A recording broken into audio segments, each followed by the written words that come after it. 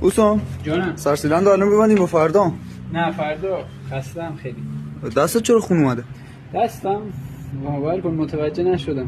این دست اینقدر زب شده دیگه، اینقدر پاره پوره شده دیگه، هر موقع هم زخم میشه متوجه نمیشه.